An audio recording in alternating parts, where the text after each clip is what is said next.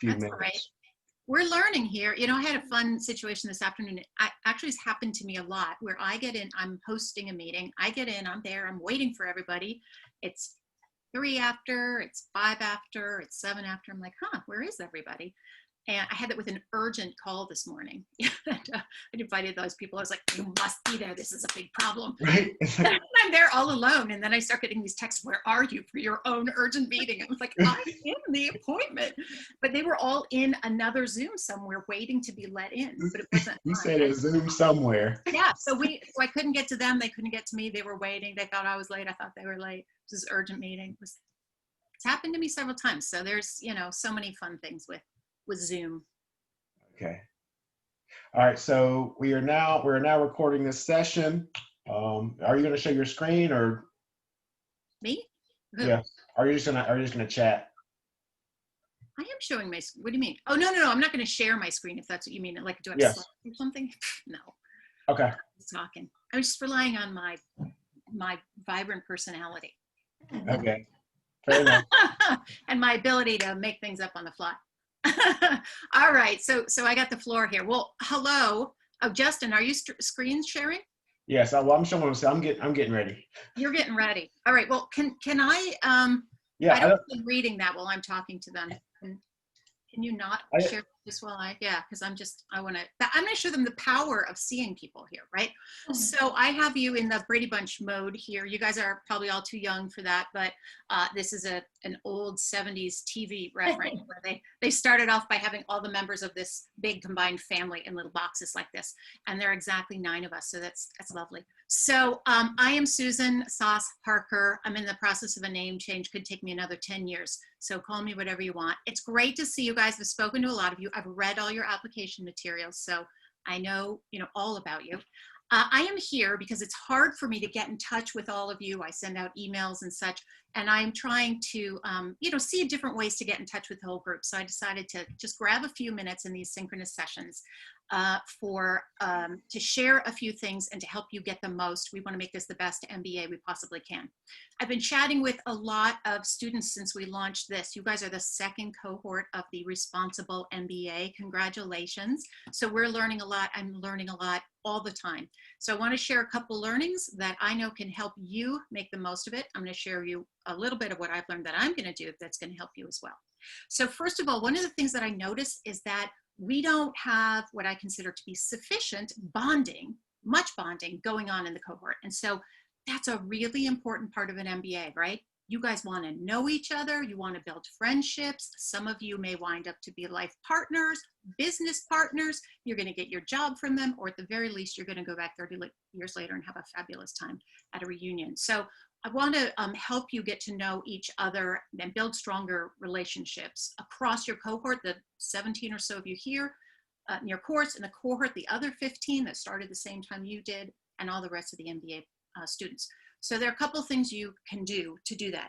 Number 1, create a group in some sort of social media, whether it is text, GroupMe, WhatsApp. I have those in all 3, all right? Everybody in your cohort, all 17 of you, should be on a group text. I don't have my phone with me here. Oof, imagine.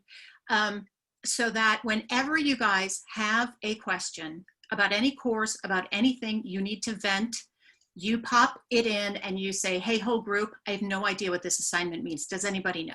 Okay. It helps you get to know his names. It helps to, share information. So in the situation like Justin described, where, there's somebody in here you don't, or you're all waiting out in the waiting room and he's not letting you in. I've had that happen. You're just text the group and you're like, hey, I'm waiting out here. Will you tell him to let me in? Sure. Right. And so you are all in connection with each other. Okay. Now the fun part of that frequently like this. So I have these things. I've been doing remote professionally for over 20 years. Okay. So the fun part of this, the boss is never in it. Justin's not in it. I'm not in it. So while we're holding these synchronous sessions, you're texting each other going, oh my gosh, can you believe they're going over this again? Or what do you think of her hair today? Okay. So that's all bonding stuff, right? So that's super important. When you have that need at 11 p.m. and that you don't know the 3 people you have the phone number of, you can't reach, you text everybody and somebody gets back to you. All right. So that's number 1. Somebody take it upon themselves to do that. Do you have that yet? mean, you guys don't have that put together yet, do you? No? I think we have little mini groups. Yeah, exactly, exactly. So make it a maxi group. That didn't sound right, but you know what I mean, right? Okay, do that. That's number one. One of you own that. Number two, attend all the synchronous sessions. This is a woefully low participation level. Woefully low. It should be 100%. This is, and wait till you see Justin. You're going to love this. I guarantee it. Okay. This is one of the best opportunities for you to interact with the professor, learn, apply this stuff, and get to know your peers in a low stakes situation. As soon as you're in a team with someone, the stakes go up. It's a little late to start to build a relationship with them. There's more pressure on you, okay? Start building it here, get to know each other. Those of you with your cameras on, awesome. Get to know each other so that you're using this time bonding, okay? And let me tell you something. If your synchronous session is not valuable enough, you have every right to go tell your professor that, because it's their job to make it valuable to you. And you can say that I said that, okay? And if they you might have different requirements and that nobody can meet them all, but let them know. They're trying to figure it out. We all are, right? If that doesn't work, come let me know, okay? Believe me, Justin's gonna make this a great use of the hour or 45 minutes of your time, okay? So that's number two, attend every synchronous session. I'm preaching to the choir here. Number three, have your video on, okay? Have your video on the whole time. And here's why. Number one, there's some people that can't have it on ever for some reason, very small percentage, maybe 1%. They get it. Let your instructor know. There are more people who can't have it on for one particular week for whatever reason. You don't have to say why, but let your instructor know in advance. 90+% of you should be able to have your video on the entire time. This, is an online program. It started to be online. This seeing people, number one, you interact more when you see them, right? Number two, you build relationship with people more. You're going to get to know faces and names and put people together. And number three, so there's that whole piece of getting to know your cohort. Number three, Justin, me, we cannot teach you if we can't see you. We respond to you. That's effective. If you were trying, right? What am I doing? You have no idea. If I'm teaching to me, I have no idea. Am I boring them to death? Are they enjoying it? Are they hating it? Do I need to move on? Are they frustrated? Is there something interesting in someone's background that we just need to acknowledge, right? So put your videos on, okay? Like if you need to do this and mostly show your ceiling because your piles are so high like mine, okay, I strategically place it this way so you can't see that my piles go to here, okay? So do what you need to. You don't have to wear pants as long as you keep this up high, okay? All right, we've all been watching the news, okay? So that's it. So bond, create that group text. Somebody do that. Attend every synchronous session. Keep your video on. And finally, I'm going to have some workshops this fall on Teams. I'm going to have executive speaker series. Come to as many of those as you can. Happy hours. Get to know each other because it's all about the network, right? You want to build that awesome MBA network. I know you guys better than anybody. A lot of fabulous people in this MBA program and faculty too. And they're invited also, including this guy. You're going to love him. Okay, that's it. I'm out. Any questions? That's it. No slides. Have a wonderful time. I'm going to drop by another time just because I'm dying to see Justin's and stuff. He's awesome. I've been watching his TED Talk, by the way. I'm learning blockchain. What? I'm very excited. Yeah. I'm about to post another podcast now. Podcast was released. A lot more learning.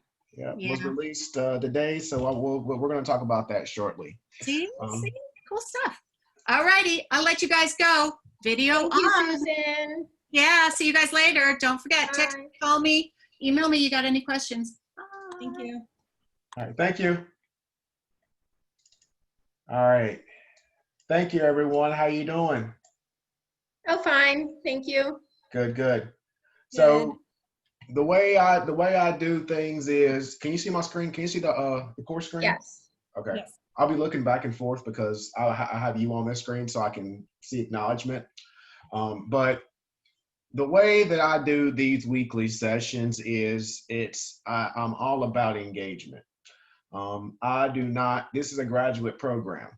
You are working professionals, you have experience, and I like to learn as much from you as you learn from me. Okay.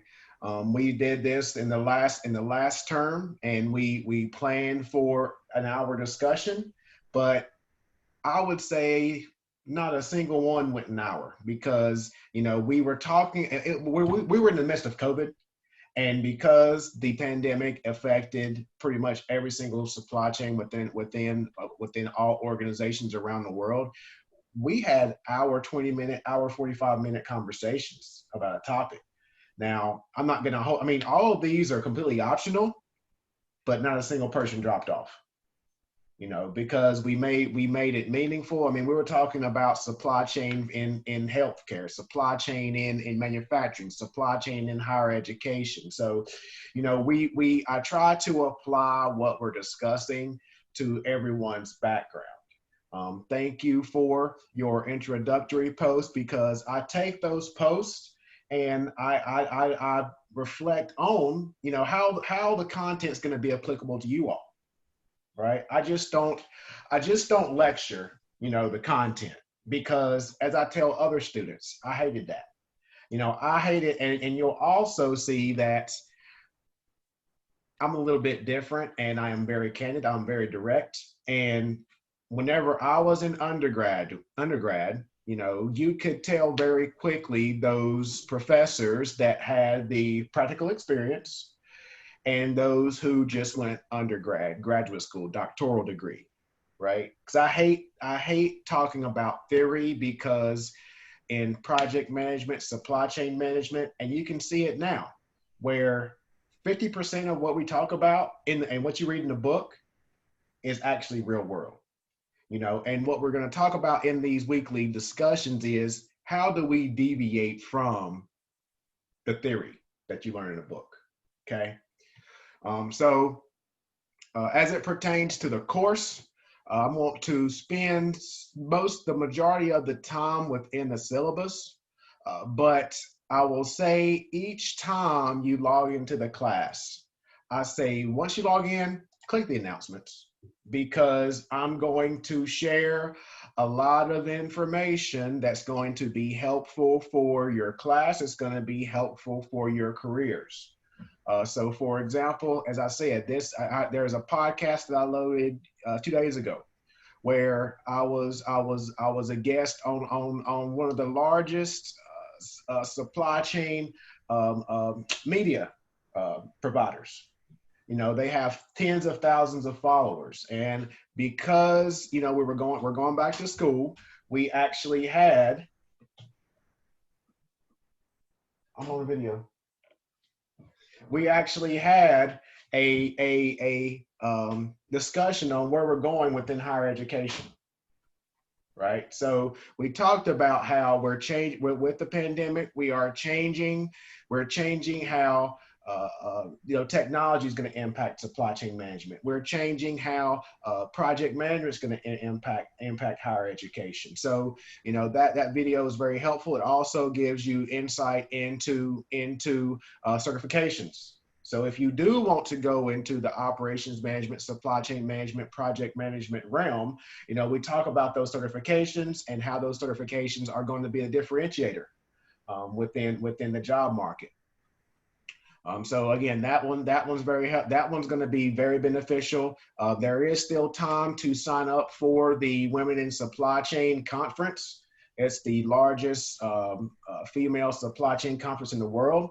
I'm going to do a keynote in that conference. It was based in Singapore, but it's going to be remote. So that's going to be an amazing conference. And that's one thing that I'm pushing, where I'm trying to get more women and more minorities within the supply chain practice.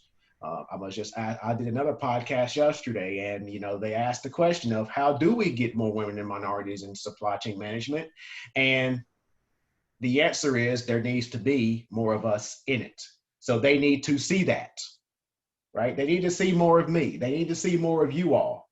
They need to see more of you all in leadership roles. And that's how you're going to influence others. And you're going to influence others more indirectly than directly. You know, you may not speak to that person, but you're influencing them. By them hearing your voice, by them seeing your picture on that podcast, they're gonna say, man, I can do that. You know, and I'm actually organizing a TED Talk at Penn State, and I have the first female African American student body president from MIT. I have the first African American student body president from Yale. So my goal is to have those kids who said, there's no possible way I can go to Ivy League. Like, man, the student body is being led by someone who looks like me. So that's a possibility, right? And that is my goal within higher education, because now I have the platform to actually make that happen. And that's why I love this institution, because you have that responsible business theme, approach, requirement, because this is where things are going. And if organizations do not practice corporate social responsibility, they're going to be left behind. Because there's a survey out there that says that it was like 89% of consumers, they would leave their product in which they're loyal to for an organization that has those sustainable practices. So they're pretty much saying, I would leave Apple if Apple was greenwashing. So if Apple were not doing sustainable practices, if they had unethical work environments in China, for example, I would leave Apple for Samsung. And you're going to see more and more of that emerge as we progress, because that the corporate social responsibility, sustainable business is probably, if it was not for COVID, that's all you would be hearing right now within operations management, supply chain management, sustainability, and corporate social responsibility. That's all you would be hearing right now. But once COVID dies down, you're going to see that emerge. Actually, I published 2 journal articles on corporate social responsibility and how the pandemic impacted corporate social responsibility.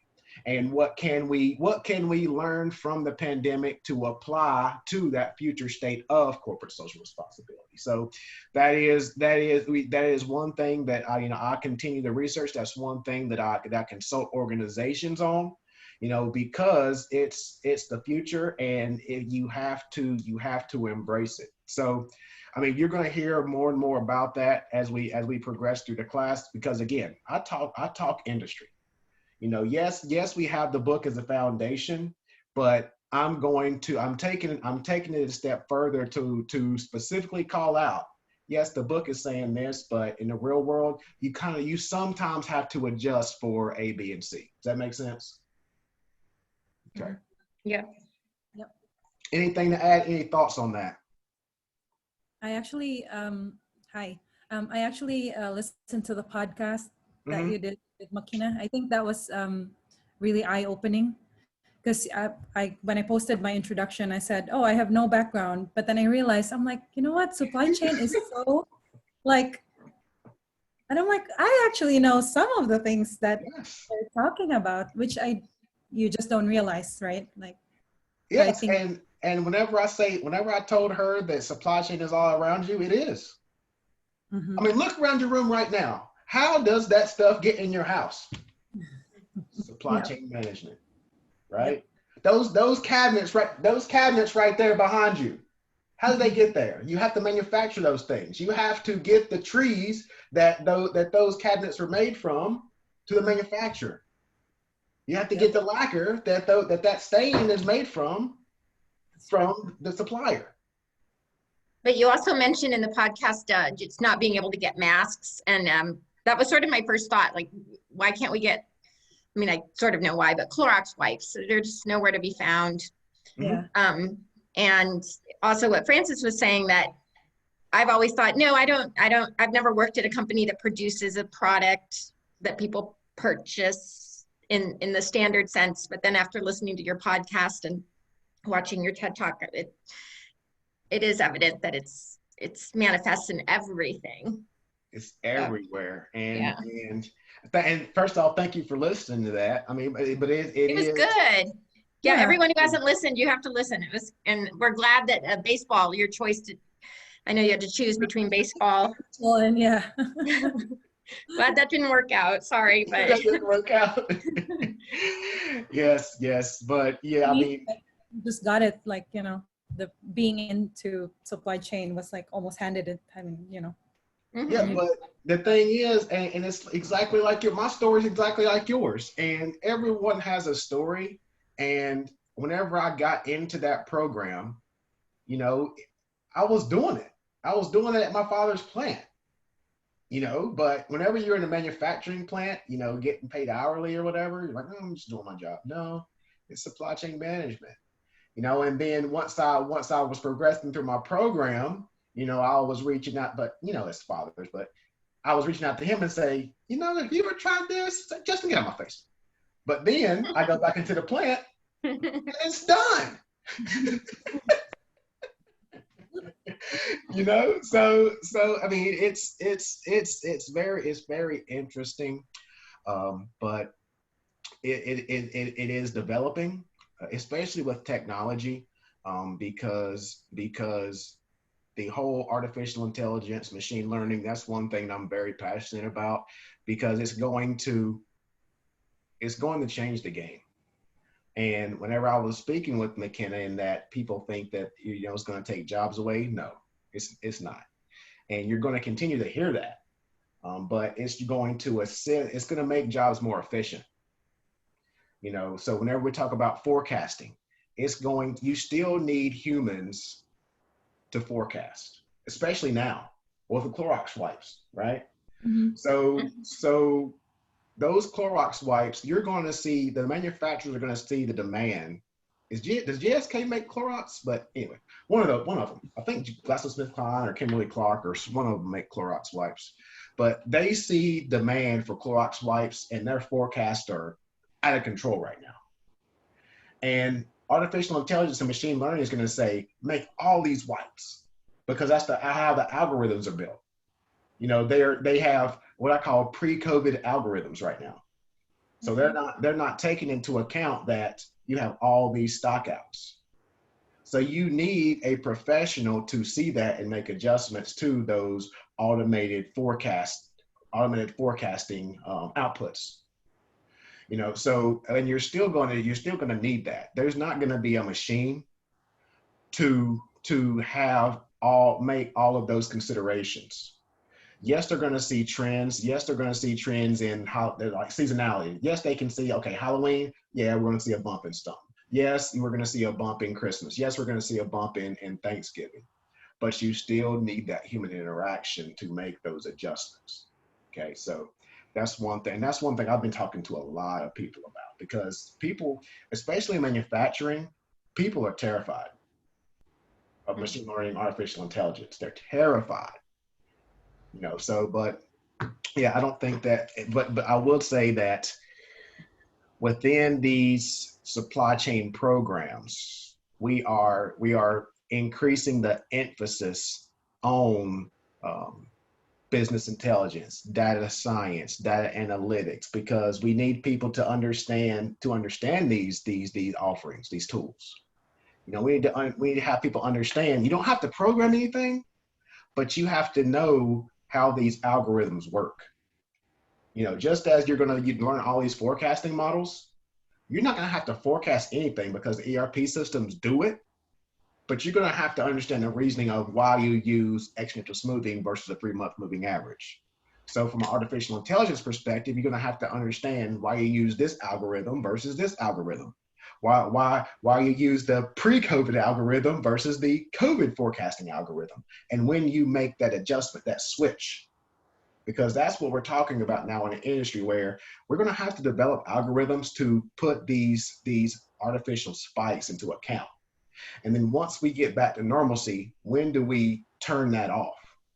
and go back to the normal algorithm for a forecasting perspective. Does that make sense? Has anyone built them into their algorithms, or is this just such an anomaly that no one?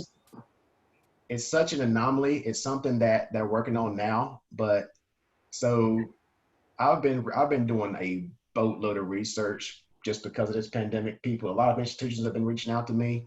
But like Rochester Institute of Technology, they have students kicking out algorithms like in a weekend.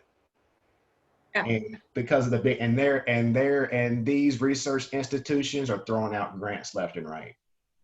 So there are algorithms out there. They're just proving them out at this point. I've been included in those discussions, but again, I'm not the one that's writing the code. I'm the one at the end to see the result, to test the result, to understand the use cases. So they're in that code review phase right now. Then they'll pull me in to say, is this right? Does this make sense? Because they have that mindset. They code. And it's like the computer science professors. They don't understand the scenarios that arise that will be tested within the industry. Does that answer your question? Yes, thank you. Mm-hmm. So again, I get off on tangents like that because this is what I do day in, day out. And I love it. I would say that it's a hobby, and if you get paid for your hobby, you just do it. So in terms of the syllabus, again, where the course is centered around operations and supply chain management. We are going to talk about, and I would say that that it's very difficult to get a holistic understanding of operations and supply chain management in 5 weeks. But in developing this course, we tried our best. And again, that is why I'm going to provide you with, additional resources. Whatever resources I have, you're going to get it. And again, it's completely optional. So I would also say that whenever I was an undergrad, I opened up a Google Drive account, and all my content, I dumped it in Google Drive. Google Drive is free. And I think that I have like 500 gigs or something like that on my Google Drive. I pay like $200 a month. So everything that you have from this program, download it, put it in Google Drive. I graduated from Penn State in 2014. I still pull stuff. So that is one piece of advice that, again, I use and I practice all the time. So in terms of the class, we're going to do a lot of work within Pearson MyLabs. Also, the discussion boards are going to be very important. Again, I'm going to, just like my TED Talk, I'm going to be sharing a lot of information within the discussion boards. And I always tell people that do not use the discussion board simply to check the box and complete the assignment. Do not have your initial post to 2 of your peers in the same night, and then you're done. I feel there's no value there. So just go visit the discussion boards, see what people are talking about, because there's different experiences. Just like Francis said, there's different experiences from a supply chain operations perspective in one industry as compared to another. I always use the example. Whenever I started teaching about 4 years ago, I was teaching and then I was in the industry at the same time. And I had someone who came into the industry from military, and they were talking about reverse logistics. And I would say that the Army did literally invent reverse logistics. Imagine getting Humvees and helicopters and all that equipment from Afghanistan, Iran, Iraq to the US. You can't make mistakes, right? So I work with one of my students, and I hired him as a consultant to develop a reverse logistics program for a manufacturer that manufactured these huge mining machines that literally dig literally dug tunnels in Africa, gold mines. And my client had an issue of whenever these axles broke on these huge machines, the people who would dig the mines would leave these axles hundreds of feet underground. So you talk about sustainable practices, that's a problem. So once the job was done, they would have 3 axles missing. And it's like, oh, it's in a mine. It's in Africa somewhere. In one of these 50 mines that we have machinery at. So we develop, and these axles are 100 grand. So we developed a reverse logistics program with one of my students. Right. So you get and you learn a lot, and that was spawned from one of his discussion posts. I found that in one of his discussion posts. And you're going to get those insights from different industries that are transferable to your industry. And that goes outside of this class, that goes for all your classes moving forward. Okay. So again, your mod labs are going to make up 20%. Your mod lab homework assignments, I should say, are going to make up 20% of your grade. Your discussion posts make up 10%. Again, yes, it only makes up 10%, but there's going to be very valuable information you're going to gain from your peers. Okay. Quizzes make up 30%. We're going to touch on that shortly because you do have multiple attempts for those quizzes. And then those spreadsheet assignments, which are also very helpful, make up 8%. And then you also have simulations that make up 32%. We have made adjustments to some of those simulations based on what we've learned in the last course. So those simulations are very helpful, and we're going to touch on those simulations once those particular weeks arise. Any questions on that? Any questions? Anybody on the phone? No. Okay. So we talked about the discussions and quizzes. And then if you look in the syllabus, you'll see the grading rubric. But the thing I want to talk about, and again, class participation, although these discussions are optional, they are very helpful. I'm going to discuss things that are happening in the industry as it pertains to our weekly assignments. Okay. Dina, can you mute Dina? Mute your line. Thank you. So in terms of the week, where are we at? Okay, it was up here. Learning objectives. Let me find that. So sorry.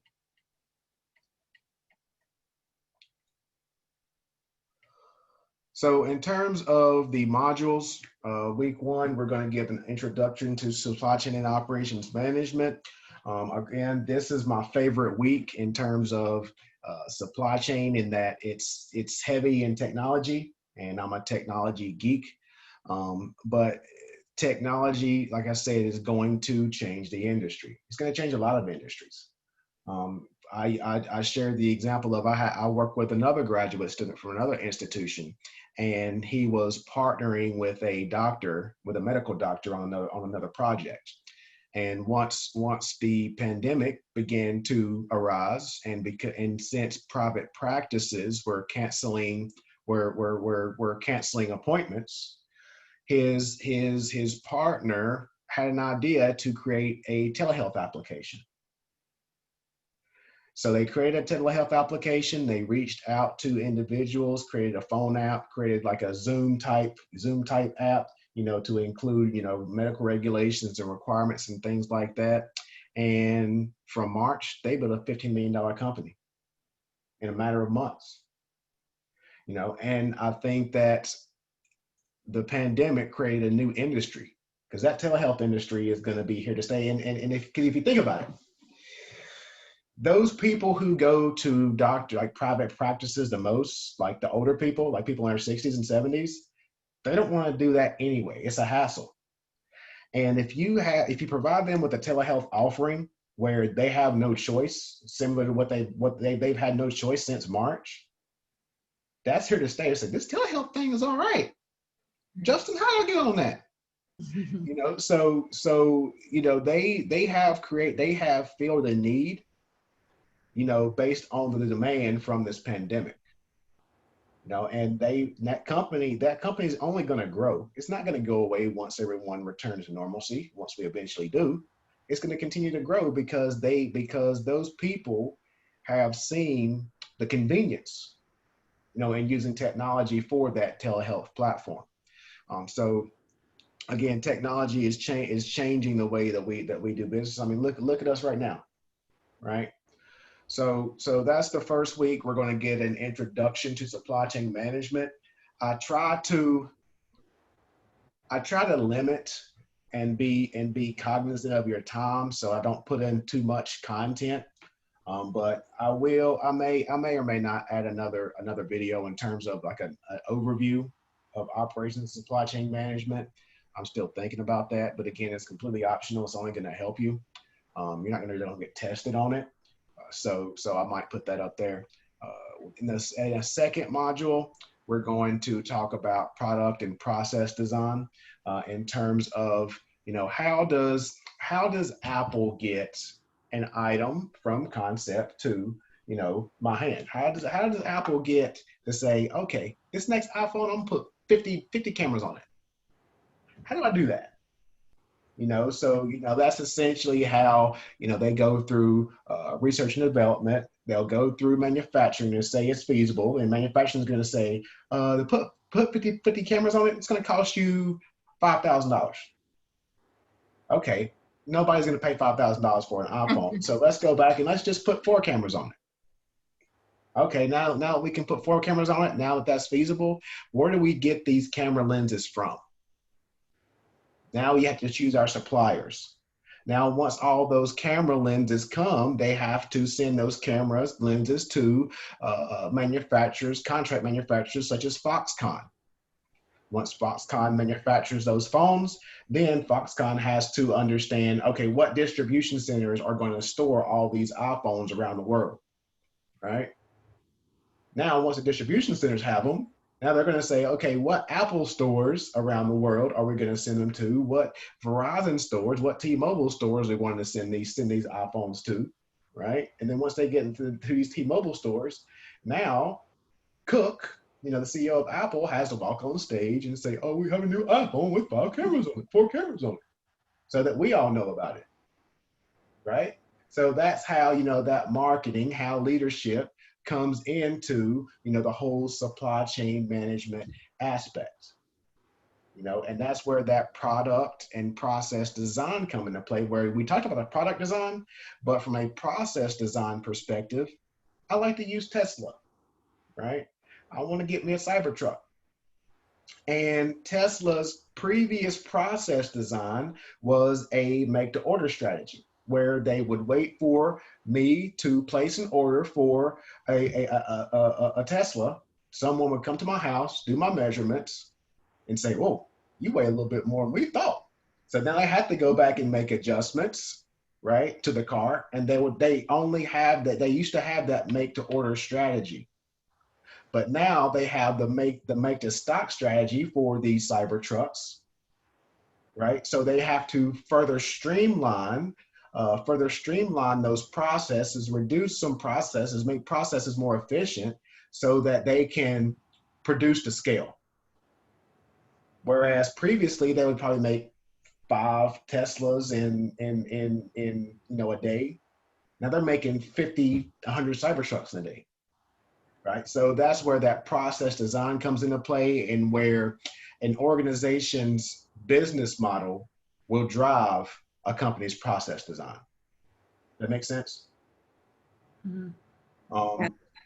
Now, everyone does not manufacture parts, so you also have a service design. I was in consulting, and we had a consulting methodology that we would go in to a particular organization. And based on certain, all right, Sam. Sam, this will be recorded. This will be recorded. This will be recorded and uploaded within the class. And thanks for coming. So, Thank you. so based on the size of the organization, so if we're dealing with Intel, right? Because I consulted with Intel in Folsom, California, versus a $10 million manufacturing facility. Our service design, our service methodology is going to be vastly different because Intel has more requirements than a $10 million manufacturing organization.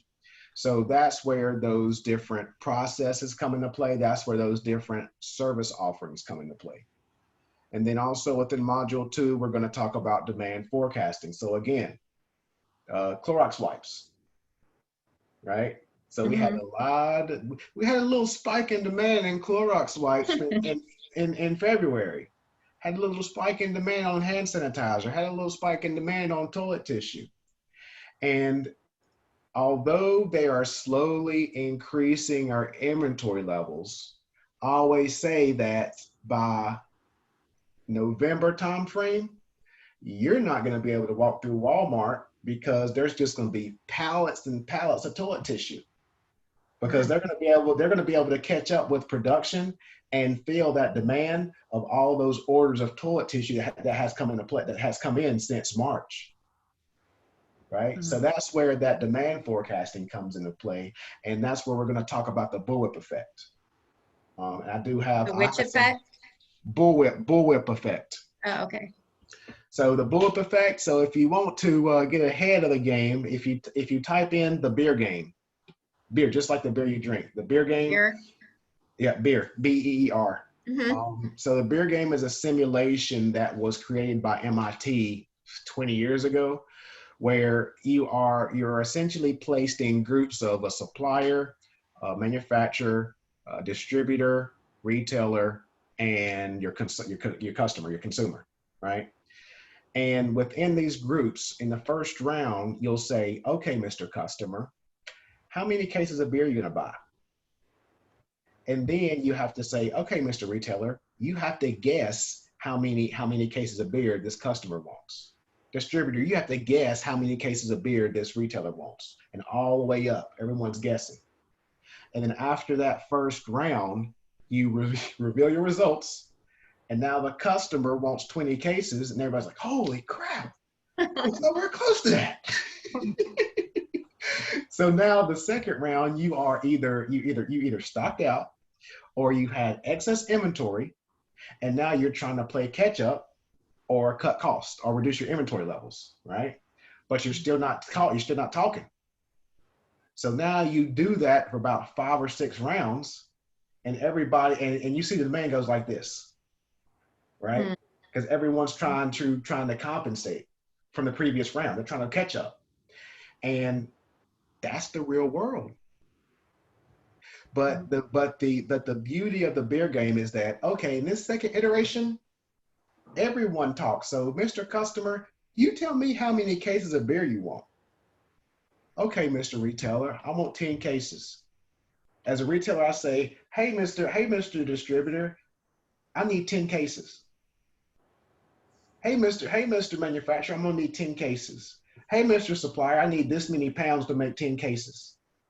So you are increasing that visibility and that communication so that you go from this to this, right? And it seems very, very simple, doesn't it? Conceptually, it sounds very simple. And that's what you would read in a book. But the reality is that doesn't happen because nobody trusts each other. It's that easy. Nobody trusts each other. And that's why we have this boom effect. That's why we're paying these forecasters and these planners $80,000, $90,000 to reduce that boom effect, to reduce that forecasting error, just due to the simple fact that no one wants to communicate. Nobody trusts each other. But the outcome of this pandemic is that organizations were forced to trust their business partners. They had no choice. And some of that will continue. And whenever I talk about blockchain will allow that trust. But in the podcast, I talk about this in the podcast that I'm about to upload, but with blockchain, it's so early and people still don't understand it. Some of your business partners won't embrace it because they don't get it. Like cloud computing, everything's in the cloud now, right? Whenever I started in consulting in 2007, nobody wanted to get close to cloud because they didn't understand it. But Like they I thought said, it was scary. yeah, they said, who owns my data? What if someone hacks Amazon Web Services? What if something goes down? That was all the questions I got all day long.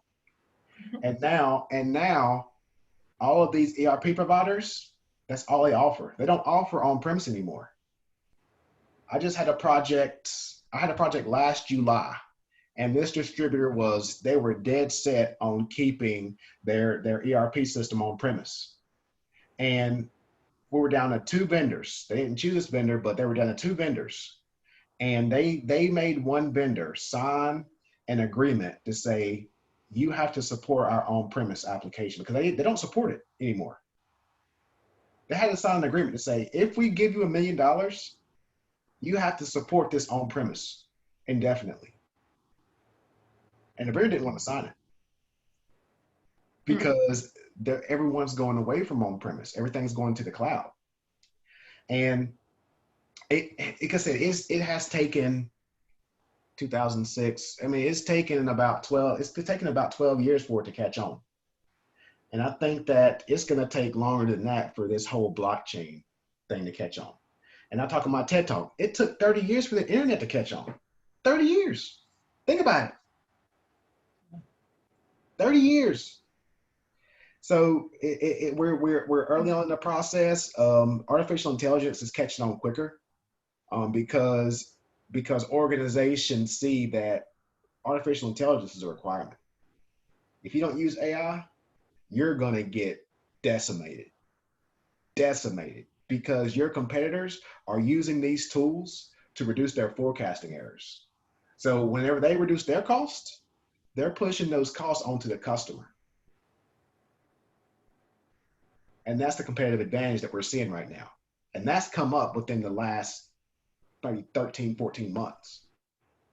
Because artificial intelligence wasn't, the first ERP vendor, I was sitting in the conference. The first vendor announced it, Infor. They announced it March of 2018, I think, roughly. They said they were developing artificial intelligence in all their ERP applications. And it's phenomenal. So I did a webinar with them. It takes a lot to blow me away. I was blown away.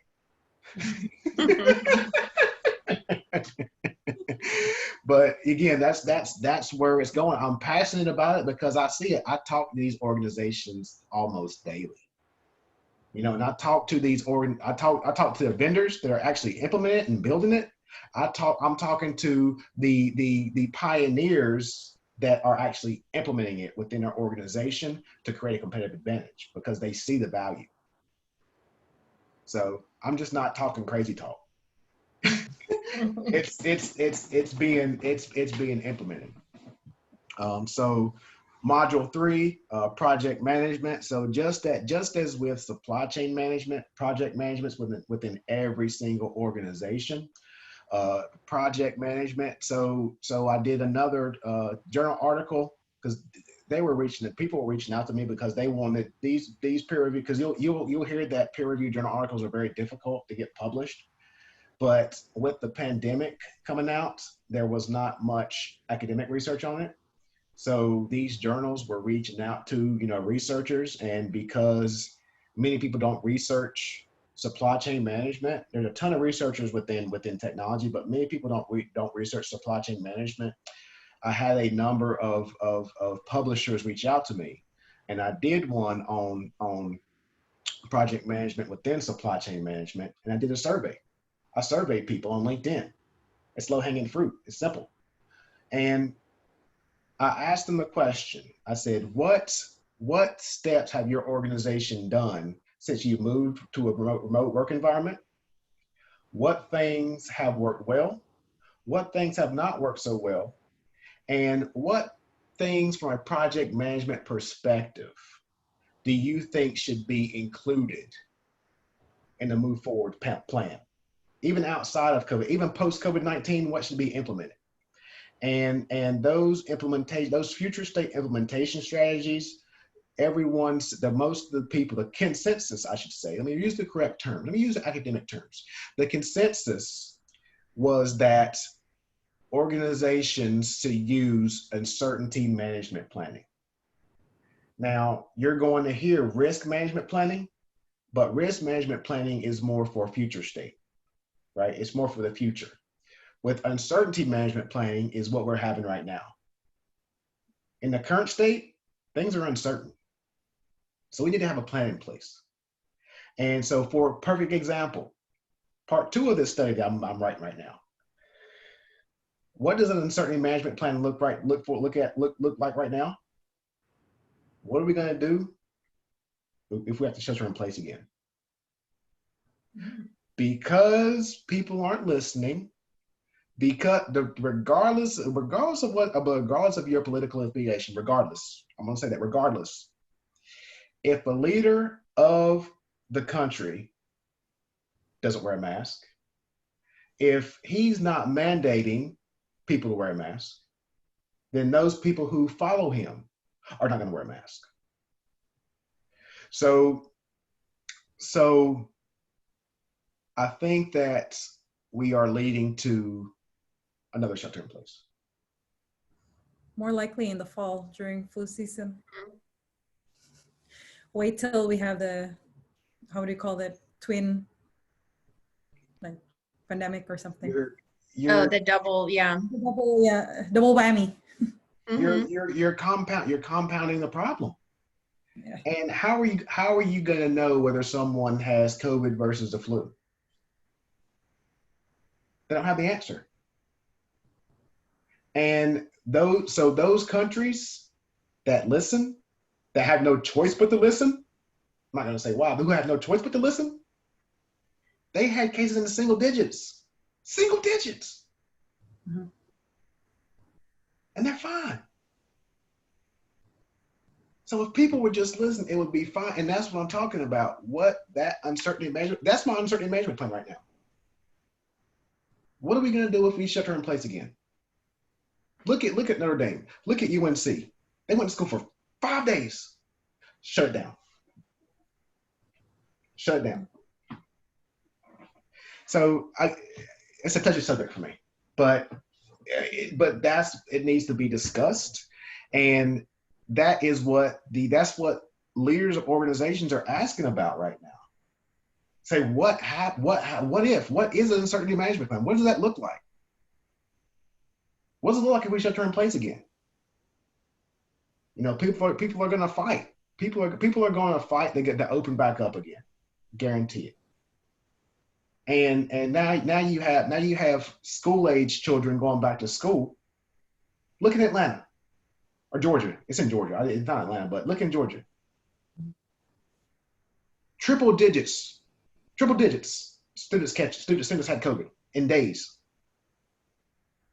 What are you gaining by going back? If they learned, I get it. I completely get it. But you had months to kind of perfect the process, to improve on the process. So why are you going back whenever we have this thing it's still spiking whenever you're sending them back? Yeah. I mean, if you disagree, that's what these discussions are for. That's what these chats are for. Like I said, I agree with you. So, but I mean, I know I got off on a tangent, but that's project management. If we shelter in place again, project managers have to develop a strategy and a plan of what that's going to look like. What's going to be the phased approach to get back to the business environment? So we're going to talk about that from a project management perspective. Purchasing and procurement, and that's another big thing right now. we'll, we'll get through all these modules, but sorry, if you have to drop, you can drop. And this will be recorded, but I mean, that's how these conversations go. I mean, we plan for an hour, we go for an hour, 15 minutes.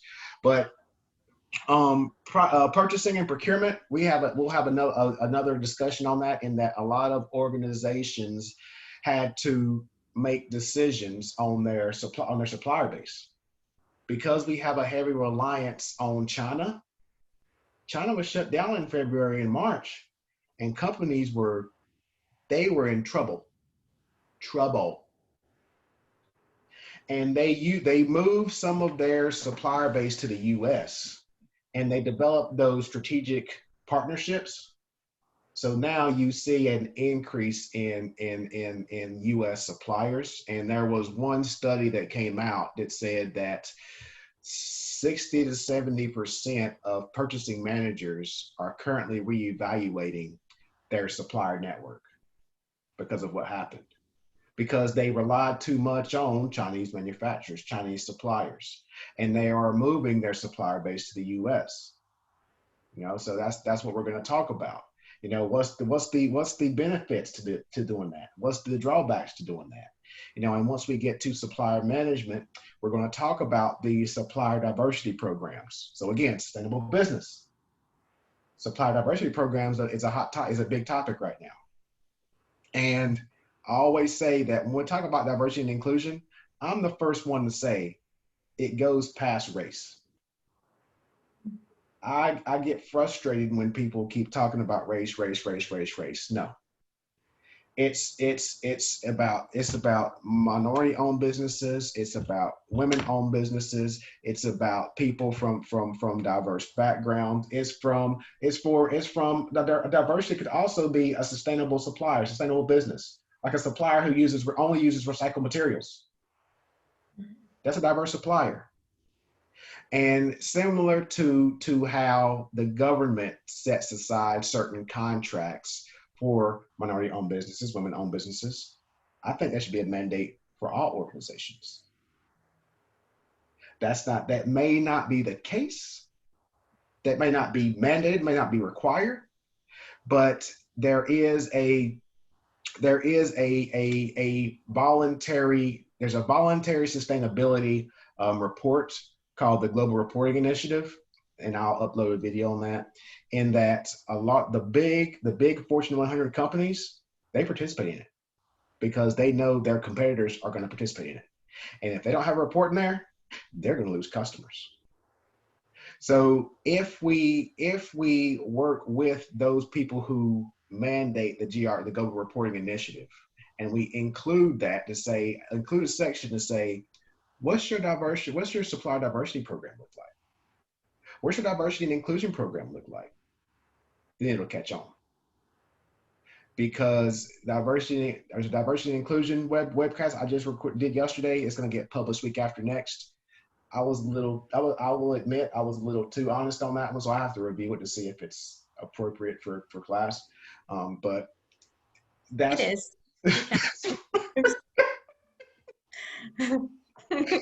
As you can see, I'm eager to see it. So I'm very direct. I'm very real. But I was the same way in industry, and that's why people like me. That's why I got hired, because I said things that the employees couldn't say.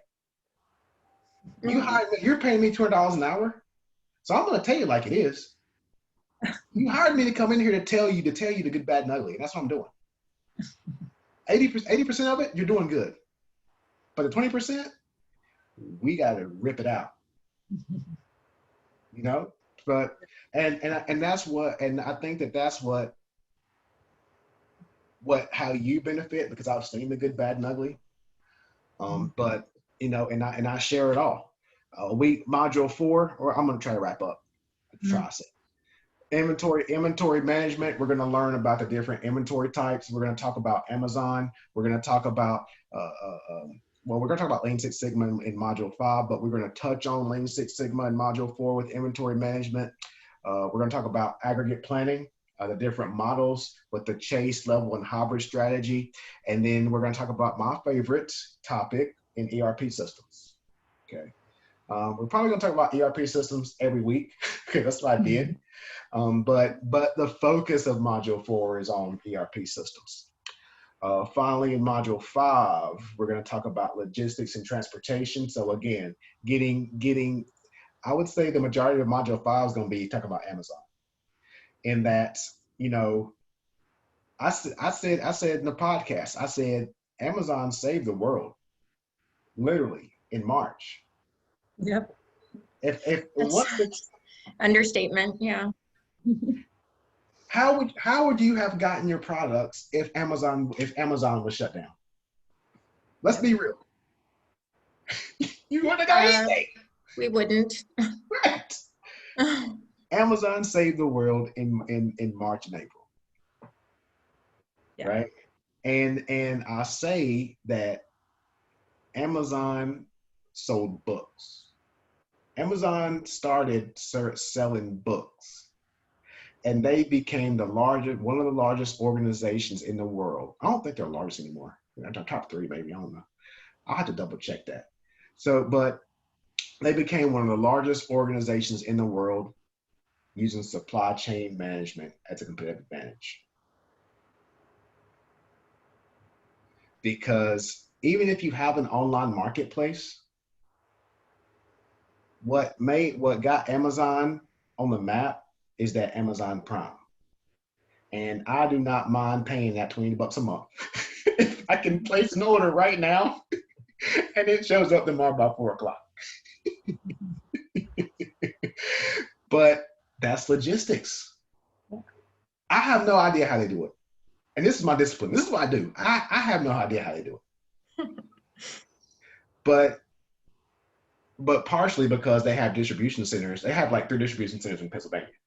I'm pretty sure they have like 4 or 5 in California. I'd be curious in understanding that one. But they use supply chain management as a competitive advantage to be one of the largest organizations in the world.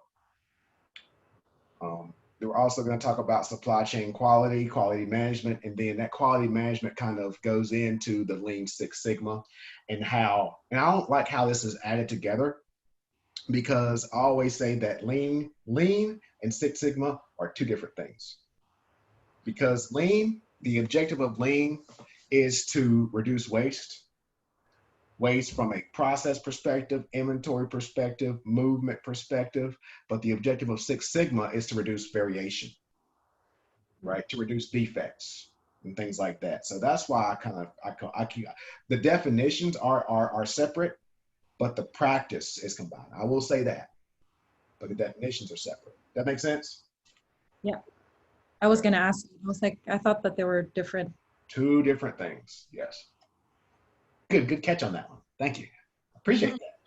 So that's the modules that we're going to go through. Again, there may be times where I go into too much detail, but you record these, you download them, because you can download these once they go into the course. Put them in your Google Drive. That is cheap. So that's what we're going to talk about in this course.